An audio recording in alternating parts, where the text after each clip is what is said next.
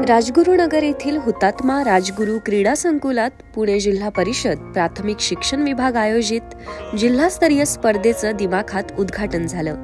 यावेळी माजी आमदार दिलीप मोहिते यांच्यासह मुख्य कार्यकारी अधिकारी गजानन पाटील, शिक्षण अधिकारी संजय नाईकरे आणि जिल्ह्यातील सर्व खेळाडू क्रीडा शिक्षकांची उपस्थिती होती।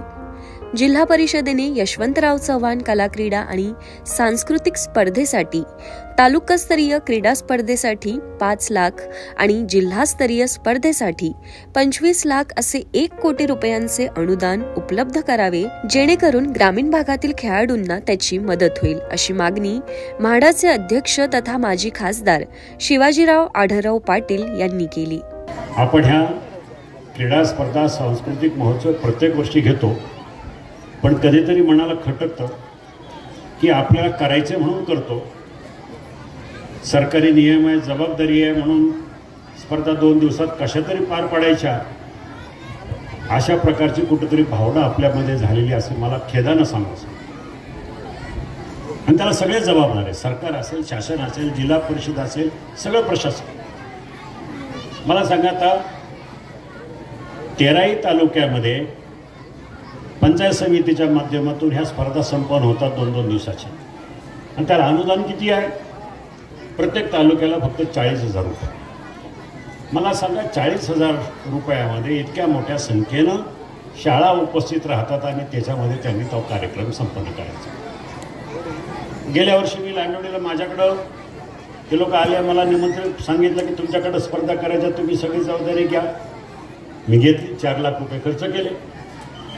यावर्षी इकडं तिकडं सगळीकडे जाऊन बघितलं, पण काय कोणी स्पर्धा घ्यायला तयार नाही, पण खर्च आहे। म्हटलं ठीक आहे, मी घेतो परत। पुन्हा 4-5 लाख रुपये खर्च केले।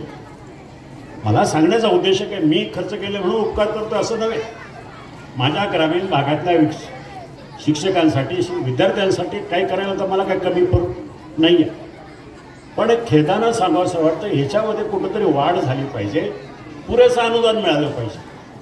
आम्ही सांगतो की क्रीडा स्पर्धा, मग आमच्याकडचे खेळाडू जर निर्माण व्हायचे असेल तर सरकारनं पण 2 पावलं पुढे यायला पाहिजे, प्रशासनानं पण 2 पावलं पुढे यायला पाहिजे। मी गजानन पाटलांना सांगितलं की किमान जिल्हा परिषदेच्या DPDCच्या माध्यमातून प्रत्येक तालुक्याला 5 लाख रुपयाचं अनुदान मिळालं पाहिजे।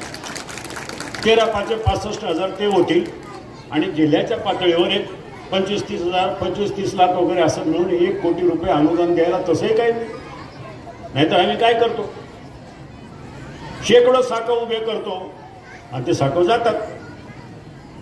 मोठे रस्ते उभे करतो, त्या रस्त्यावर अर्धाही निधी खर्च होत नाही, रस्ता पूर्ण होतो, बिलं काढली जातात। मग ह्या शिक्षणासारख्या क्रीडा आम्हाला पिढी निर्माण करायची हो। ऑलिम्पिक तर दूर, पण राष्ट्रीय स्पर्धेमध्ये पुढे तरी आमची मुलं गेली पाहिजे, मग ती जाणार कशी? यासाठी हे करणं गरजेचं आहे। आणि म्हणून मला सांगायचं आहे, मी दादांना पण सांगणार आहे, मुख्यमंत्र्यांना पण सांगणार आहे, आणि आदरणीय एकनाथ शिंदे सगळ्यांना सांगणार आहे की याच्याकडे कुठेतरी गांभीर्यानं पाहिजे। आज आपलं क्रीडा मंत्रालयाचा वार्षिक बजेट किती आहे? मोठं मंत्रालय आहे, त्याचं वार्षिक बजेट वर्षाला 600-700 कोटी रुपये आहे। त्याच्यातून राज्यातून क्रीडापटू कसे निर्माण करणार आपण, याचा सुद्धा गांभीर्यानं आम्ही विचार केला पाहिजे। आमच्या मुलांमध्ये क्षमता आहे, गुणवत्ता आहे, मुलं चांगली तयार होतात।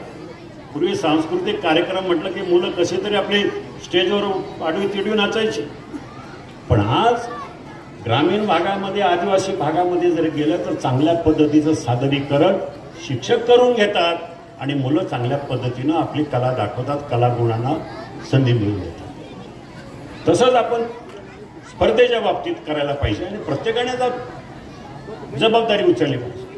आता मी लांडेवड्याला क्रिकेट स्टेडियम उभं केले, काय माझ्या स्वतःची हौस आहे म्हणून नव्हे, काय माझी मुलं शिकणार आहे तिथं खेळणारे असंही काही नाही आहे।